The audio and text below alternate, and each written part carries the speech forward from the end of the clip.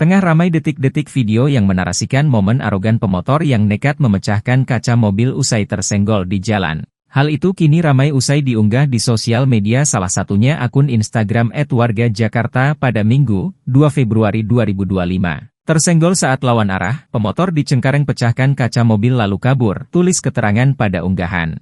Pada unggahan, nampak perekam video menyorot momen cekcok antara pemotor dan pengendara mobil di jalan raya. Nampak kondisi mobil Suzuki Ignis warna biru itu sudah mengalami pecah kaca di belakang, diduga karena pukulan helm dari pemotor. Selain itu, terlihat pemotor pelaku pemukulan itu diduga akan kabur usai sempat cekcok dengan pengendara mobil.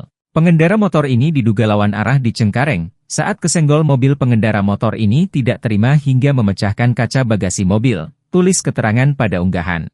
Warga di lokasi pun segera mengamankan keduanya hingga mereka sempat menjadi tontonan pengendara lain.